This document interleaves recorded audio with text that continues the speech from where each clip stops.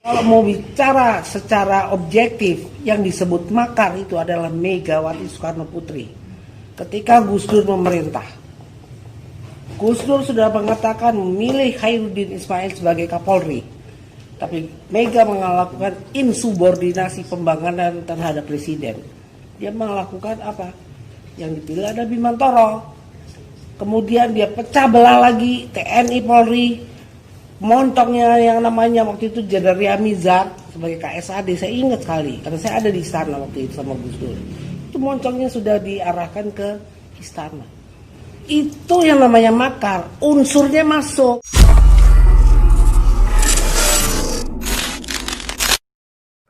Pendiri Yayasan Pendidikan Soekarno, Rahmawati Soekarno Putri, menyebut pembahasan rancangan undang-undang haluan ideologi Pancasila atau RUU HIP harus dihentikan. Pembentukan undang-undang mengenai Pancasila ini dinilai malah akan menurunkan nilai dan makna Pancasila. Hal tersebut disampaikan Rahmawati dalam peringatan Haul ke-50 Bung Karno di kediamannya di kawasan Pasar Minggu, Jakarta Selatan. Rahmawati menilai, ia rasa tidak perlu adanya undang-undang HIP. Alasannya adalah bahwa saat ini sudah berkomitmen dan konsensus Indonesia sudah final. RUU HIP pertama kali diajukan oleh fraksi PDI Perjuangan di DPR. Pada rapat paripurna pertengahan Mei 2020, DPR kemudian menyetujui pembahasan RUU HIP sebagai inisiatif DPR. Dalam draft RUU HIP, terdapat 58 pasal dan 8 peraturan yang disajikan konsideran. Dalam draft RUU HIP, terdapat 58 pasal dan 8 peraturan yang dijadikan konsideran. Sementara TAP MPRS, larangan ajaran komunisme, marxisme, leninisme, tidak masuk pada peraturan di dalamnya. Menurut Rahmawati, pembahasan mengenai wacana RUU HIP justru akan menurunkan makna Pancasila yang telah disepakati para pendiri bangsa.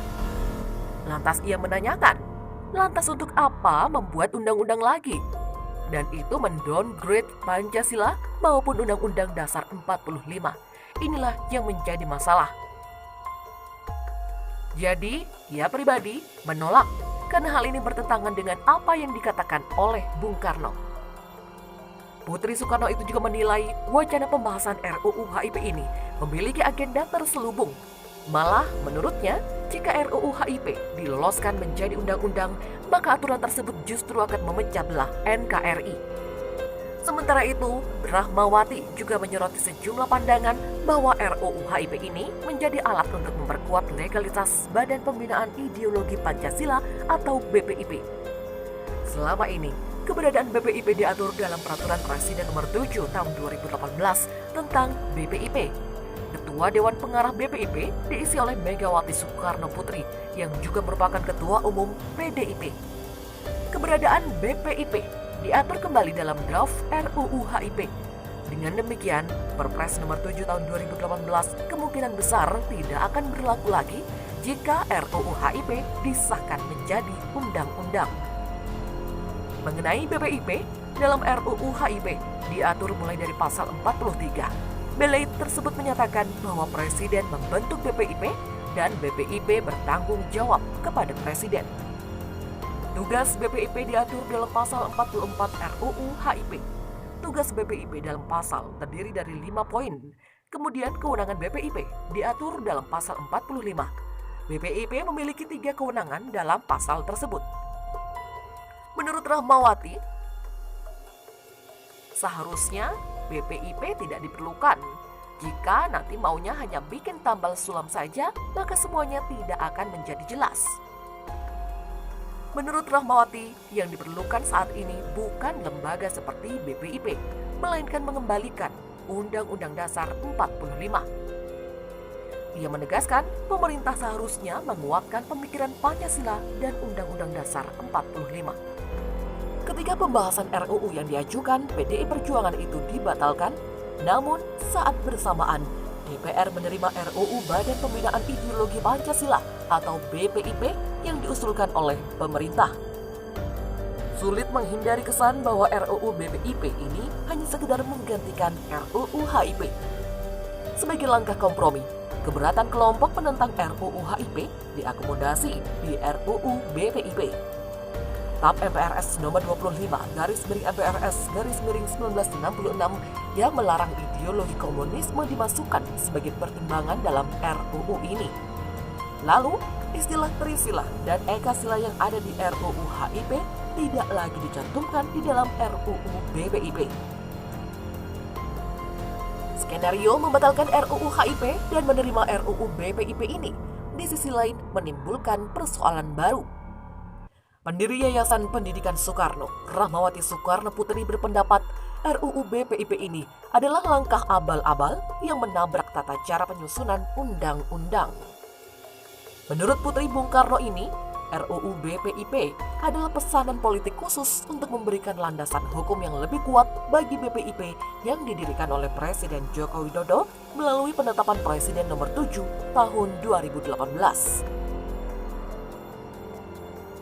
Menurut Rahmawati, seharusnya undang-undang disusun, baru kemudian lembaga dibentuk sebagai pelaksana dari undang-undang. Dia mencontohkan apa yang dilakukan Presiden SBY di masa lalu saat hendak membentuk Dewan Pertimbangan Presiden. Pemerintah terlebih dahulu mengusulkan RUU, setelah RUU disahkan menjadi undang-undang, baru kemudian lembaga Watimpres dibentuk. Namun, jika melihat RUU BPIP ini adalah abal-abal dan menabrak tata cara. Rama juga mengingatkan bahwa proses pembentukan undang-undang diatur dalam Undang-Undang Nomor 12 Tahun 2011 tentang pembentukan peraturan perundang-undangan. Mekanisme pengajuan dan pembahasan RUU bisa dilihat dalam pasal 16 sampai 23, pasal 43 sampai 51 dan pasal 65 sampai 74. Berdasarkan ketentuan tersebut, proses pembentukan sebuah undang-undang harus dilakukan dalam 6 tahap awal. Pertama, sebuah RUU bisa berasal dari Presiden, DPR, atau DPD. Kedua, RUU yang diajukan oleh Presiden disiapkan oleh Menteri atau pimpinan lembaga terkait. Ketiga, RUU kemudian dimasukkan ke dalam program legislasi nasional atau prolegnas oleh Badan Legislasi DPR untuk jangka waktu 5 tahun.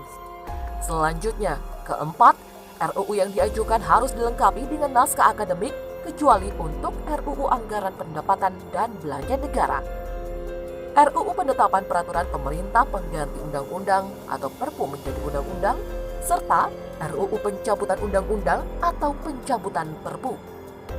Kelima, pimpinan DPR mengumumkan adanya usulan RUU yang masuk dan membagikan ke seluruh anggota Dewan dalam sebuah rapat paripurna.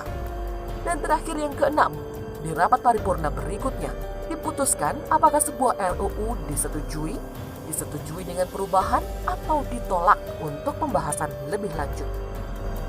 Sementara itu, Rahmawati juga menyoroti sejumlah pandangan bahwa RUU HIP ini menjadi alat untuk memperkuat legalitas Badan Pembinaan Ideologi Pancasila atau BPIP.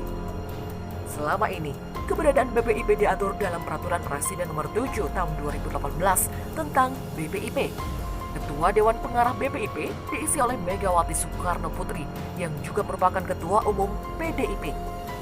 Keberadaan BPIP diatur kembali dalam draft RUU HIP. Dengan demikian, Perpres Nomor 7 Tahun 2018 kemungkinan besar tidak akan berlaku lagi jika RUU HIP disahkan menjadi undang-undang.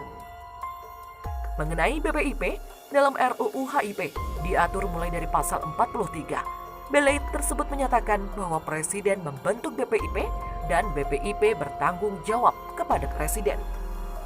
Tugas BPIP diatur dalam pasal 44 RUU HIP. Tugas BPIP dalam pasal terdiri dari 5 poin. Kemudian kewenangan BPIP diatur dalam pasal 45. BPIP memiliki 3 kewenangan dalam pasal tersebut.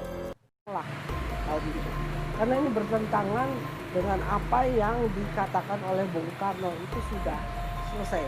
Loro-loro ini tunggal, tidak bisa dipisahkan. Tidak apa artinya besar apapun daratnya dari manfaatnya. Ini akan pecah negara ini kalau itu sampai diundang-undangkan lagi. Karena apa? Kalau gitu kita artinya mengkhianati para pendiri bangsa, terutama pemikiran Soekarno tentang sebagai the founding father, sebagai pendiri bangsa ini. gitu loh. Udah jelas kok, landasan operasional kita, struktural kita itu Undang Dasar 45. Untuk buat apa dibikin undang-undang lagi gitu loh. Jadi solusinya yang paling tepat, kita harus kembalikan kembali Undang-Undang Dasar 45 kita. Itu solusi.